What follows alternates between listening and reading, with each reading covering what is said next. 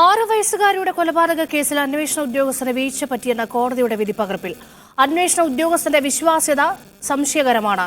കൊലപാതകം നടന്ന ഒരു ദിവസം കഴിഞ്ഞാണ് അന്വേഷണ ഉദ്യോഗസ്ഥൻ സംഭവസ്ഥലം സന്ദർശിച്ചത്. തെളിവുകൾ ശേഖരിക്കുന്നതിൽ വീഴ്ച പറ്റി. വിരലടയാള വിദഗ്ധരെ കൊണ്ട് പരിശോധിപ്പിച്ചില്ലെന്നും വിധിയിൽ പറയുന്നു. അതിനിടെ വണ്ടിപ്പെരിയാർ പോലീസ് സ്റ്റേഷൻ വിവിധ രാഷ്ട്രീയ പാർട്ടികൾ ഉപരോധിക്കുകയാണ്.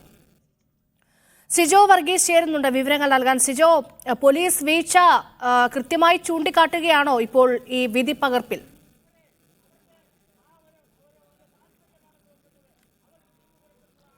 രേഷ്മ, തീർച്ചയായും അങ്ങനെ തന്നെയാണ്. കോടതിയുടെ പ്രധാനമായ കണ്ടെത്തൽ ഇപ്രകാരമാണ്.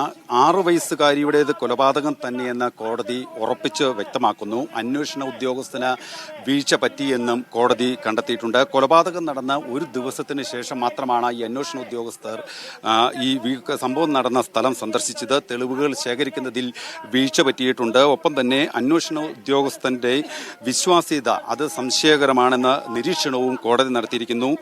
വിരലടയാള വിദഗ്ധർ സ്ഥലത്ത് സമയബന്ധിതമായി ആ സ്ഥലത്തെത്തി പരിശോധന നടത്തിയിട്ടില്ല. പ്രതിക്കെതിരെ ചുമത്തിയ കുറ്റങ്ങൾ തെളിയിക്കുന്നതിൽ പ്രോസിക്യൂഷൻ പരാജയപ്പെട്ടതും കോടതി പറയുന്നുണ്ട്. ഒപ്പം തന്നെ ശാസ്ത്രീയ തെളിവുകൾ ശേഖരിക്കുന്നതിൽ അന്വേഷണ ഉദ്യോഗസ്ഥർ പരാജയപ്പെട്ടു. ഇത്തരം പ്രധാനമായ വിലയിരുത്തലാണ് ഈ കേസിൽ, അതായത് മാന്യമായ ഒരു ശിക്ഷ ലഭിക്കും എന്ന് വിശ്വസിച്ചിരുന്ന ഈ ഇരയാക്കപ്പെട്ട കുട്ടിയുടെ അല്ലെങ്കിൽ കൊലപാതകത്തിലേക്ക് കൊല്ലപ്പെട്ട കുട്ടിയുടെ മാതാപിതാക്കളെയും ഒപ്പം തന്നെ ഈ നാട്ടുകാരെയും ഒക്കെ വിഷമത്തിലാക്കി ഈ വിധി ഇപ്രകാരം വന്നത്. പ്രതിയെ വെറുതെ വിടാനുള്ള ഒരു കാരണം ഇത്തരം കണ്ടെത്തലുകളാണ്. അത് കോടതി നിരീക്ഷിച്ചിരിക്കുന്നതും ഇങ്ങനെ തന്നെയാണ്. ഇക്കാര്യം തന്നെയാണ് പ്രതിഭാഗം അഭിഭാഷകനും ഉന്നയിക്കുന്നത്. അതായത് പോലീസ് കണ്ടെത്തിയിരിക്കുന്ന തെളിവുകൾ അത് കെട്ടിച്ചമച്ചിരിക്കുന്ന തെളിവുകളാണ്.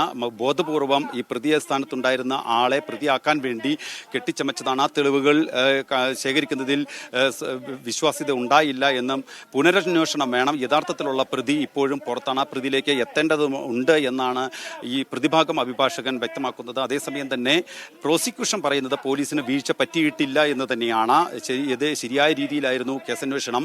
ഈ സംഭവം നടന്നതിന് ശേഷം ഈ കുട്ടി അത് പരിക്ക് പറ്റി, അതായത് ഷാൾ കഴുത്തിൽ കുരുങ്ങിയാണ് അപകടമുണ്ടാകുന്നത്, മരണം സംഭവിക്കുന്നത്. അതുകൊണ്ട് ആ സമയത്ത് ഈ കുട്ടിയെ ആശുപത്രിയിൽ എത്തിക്കുന്നത് പ്രതിയും പ്രതിയുടെ ബന്ധുക്കളും ചേർന്ന് തന്നെയാണ്. അതുകൊണ്ട് തന്നെ ആ സമയത്തെല്ലാം തന്നെ പ്രതിക്ക് എത്താൻ സാധിച്ചു. കോടതിയിൽ ഈ തെളിവുകൾ നശിപ്പിക്കാൻ അല്ലെങ്കിൽ അതിക്ക് മുമ്പായി ഈ വിചാരണ ഘട്ടത്തിന് മുമ്പായി ഈ തെളിവുകൾ നശിപ്പിക്കാൻ ഈ പ്രതിക്ക് സാധിച്ചു എന്ന് തന്നെയാണ് ഈ പ്രോസിക്യൂഷൻ പറയുന്നത്. എന്തായാലും ഇക്കാര്യം ഉന്നയിച്ചു.